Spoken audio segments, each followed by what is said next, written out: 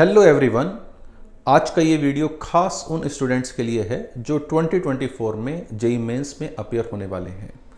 आज से ठीक 27 दिन बाद बच्चों का जनवरी अटेम्प्ट स्टार्ट होने वाला है। आखिर के इन लास्ट 27 डेज में हम क्या करें कि हम अच्छे से अच्छी परसेंटाइल अपने इस अटेम्प्ट में ला सकें। उम्मीद करता हूँ ये वीडियो आप सभी को बहुत हेल्प करेगा अपने टारगेट तक पहुँचने में। उम्मीद करता हूँ ये भी कि अब आपका जो कोर्स है वो ख़त्म हो चुका होगा या ख़त्म होने के बहुत ही करीब होगा और आप अपने रिवीजन में लग गए होंगे। लास्ट के दिनों में किसी भी एग्ज़ाम में revision is the key of success. जितना हम चीज़ों को बार बार रिवाइज करते हैं, जितनी हम प्रॉब्लम्स बार बार लास्ट टाइम पे सॉल्व करते हैं, उतना ही हम अपने सक्सेस के पास जाते हैं। तो आज मैं कुछ टिप्स मैथ से रिलेटेड आपको पर्टिकुलरली इस वीडियो में देने वाला हूं कि भाई लास्ट के कुछ दिनों में मैथ्स में आखिर वो कौन से चैप्टर्स हैं जो हमें करने चाहिए जिससे हम ज़्यादा से ज़्यादा पोर्शन कर सकें और अच्छे से अच्छा मैथ्स के पॉइंट ऑफ व्यू से हम स्कोर कर सकें। तो यार एक और बात मैं आज फंडा आपको बताना चाहूँगा जो मुझे लगता है कि मैंने एज ए स्टूडेंट भी अपनाया था और वो आप भी अगर अपनाएंगे तो वो आपके लिए काफ़ी फ्रूटफुल होगा। वो फंडा है 150 क्वेश्चंस इन अ डे। भाई वो फंडे की अगर हम बात करें तो वो फंडा है हमारे पास 150 प्रॉब्लम्स इन अ डे। कोशिश करें कि जो लास्ट के जो अपने ये डेज बचे हैं इन दिनों में हर दिन हम कम से कम 150 प्रॉब्लम्स डेली बेसिस पे जरूर सॉल्व करें। 150 प्रॉब्लम्स इन अ डे जरूर सॉल्व करें। मैं इस बात को जोर लगा के बार बार कह रहा हूं, 150 प्रॉब्लम्स इन ए डे। एक दिन में 150 प्रॉब्लम हमें करनी चाहिए। 150 प्रॉब्लम्स में हमारे पास 50 प्रॉब्लम मैथमेटिक्स की होनी चाहिए, 50 प्रॉब्लम हमारी फिजिक्स की होनी चाहिए, 50 प्रॉब्लम हमारी केमिस्ट्री की होनी चाहिए। अब ऐसा नहीं है कि इन प्रॉब्लम्स में हमें न्यू प्रॉब्लम्स ढूंढने और उन प्रॉब्लम्स को करना है, ऐसा नहीं है। हमने जो भी मॉड्यूल, जो भी शीट में एक्सरसाइज 1, एक्सरसाइज 3, वॉटएवर जो भी हमने आज तक किया है, अगर हम उनका रिवीजन कर चुके हैं तो हम दूसरी एक्सरसाइज का कर सकते हैं। अगर हमने उनका रिवीजन नहीं किया है या हम उसमें इतना कॉन्फिडेंस नहीं रखते हैं कि हमारी किसी भी क्वेश्चन पे हम उंगली रखें और उस क्वेश्चन को हम सॉल्व कर दें, तो उसको दोबारा भी रिवाइज कर सकते हैं।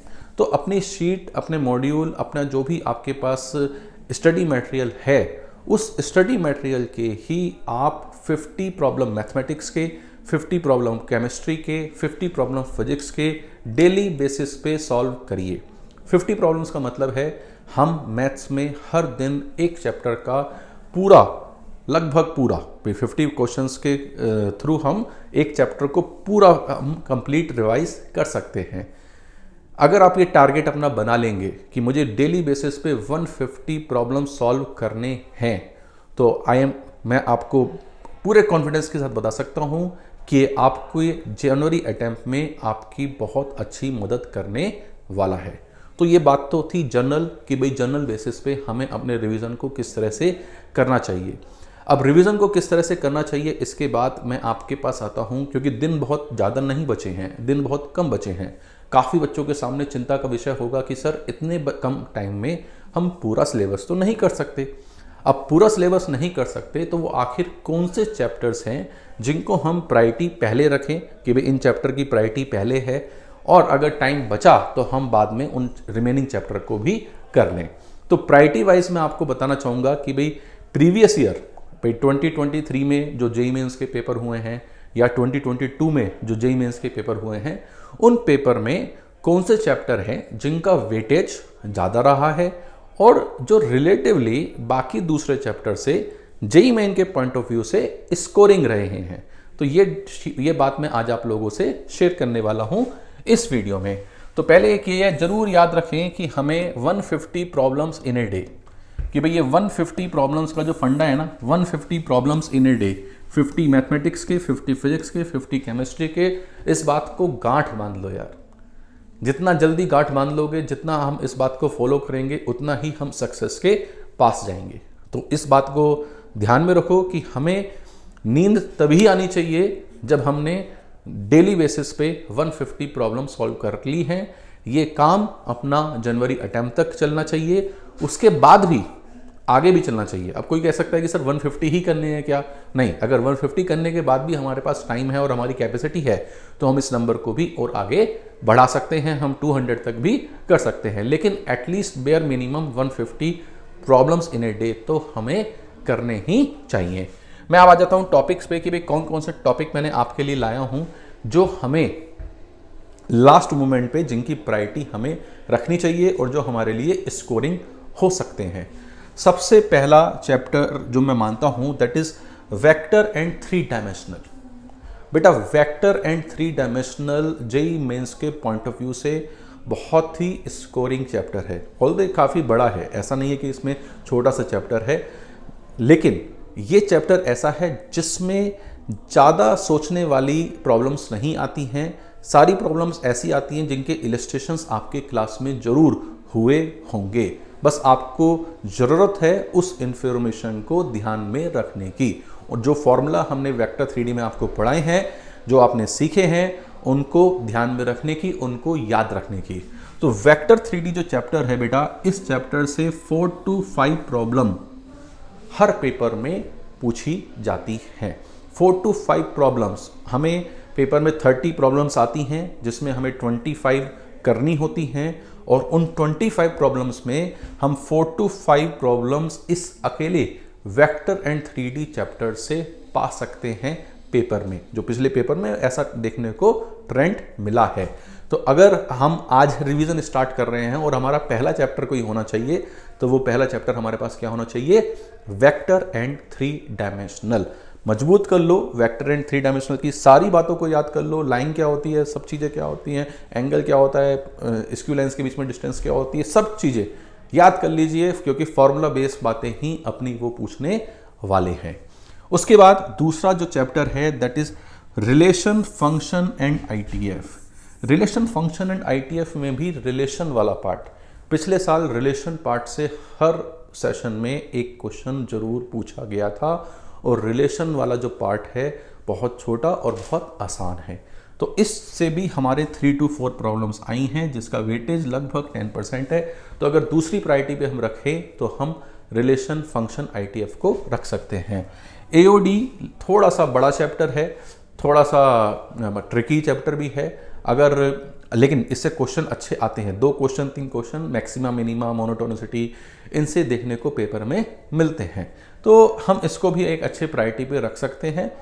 इसके बाद हमारे पास डेफिनेट इंटीग्रेशन एंड एरिया।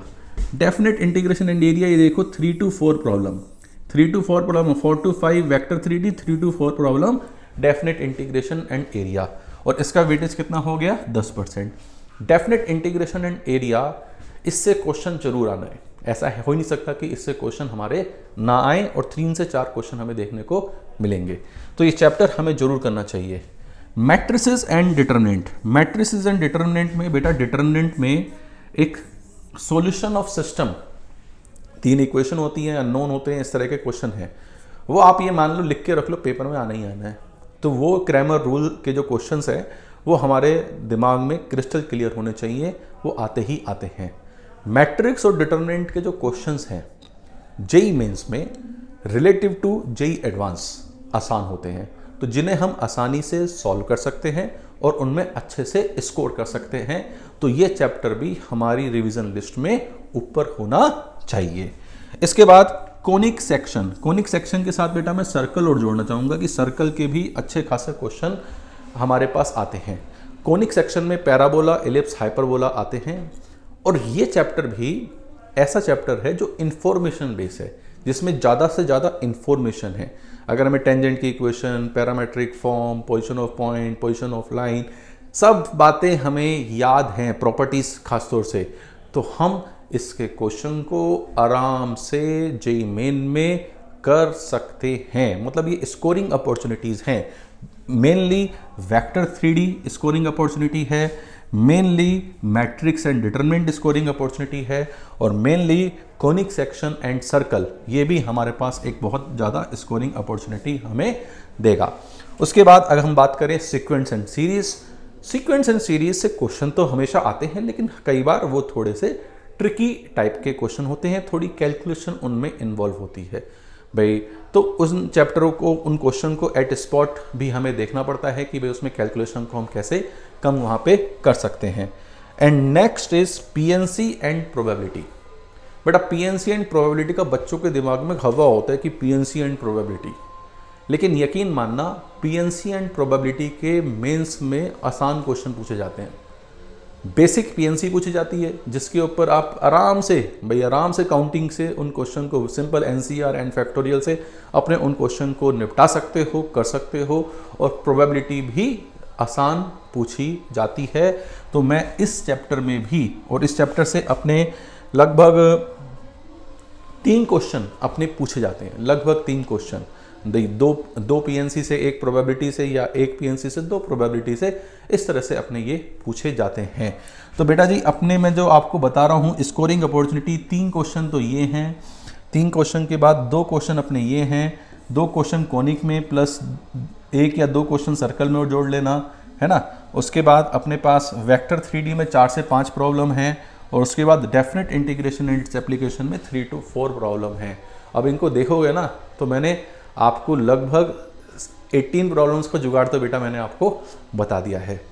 तो उम्मीद करता हूँ कि ये जो मैंने आपको वीडियो बताया है, जो चैप्टर्स आपको बताए हैं, आप इनको रिवीजन लिस्ट में पहले रख सकते हो, और बाकी जो चैप्टर अपने रह गए हैं, ऐसा नहीं है कि वो पूछे नहीं जाएंगे या इम्पोर्टेंट नहीं है, लेकिन हम उनको रिवीजन के लिए सेकंड लिस्ट में अपनी रख सकते हैं कि वे पहली प्रायोरिटी रखें कि ये चैप्टर तो हमारे हो ही जाएं, और उसके बाद जो बाकी जो बचे चैप्टर्स हैं उनका रिवीजन हम उसके बाद शुरू करें। तो उम्मीद करता हूँ ये वीडियो आपको बहुत हेल्प करेगा, और आप अपने रिवीजन को ढंग से, अच्छे तरीके से, कि भाई कौन सा मैथ्स में चैप्टर हमें पहले करना है और कौन सा हमें बाद में करना है, उस तरह से आप प्लान करके अपने रिवीजन को एग्जीक्यूट करोगे। और रिवीजन को एग्जीक्यूट करने के बाद अपना जो जनवरी अटेम्प्ट है उसमें अच्छे से अच्छे परसेंटाइल लाने में कामयाब रहोगे। तो do your best and leave the rest. Thank you very much.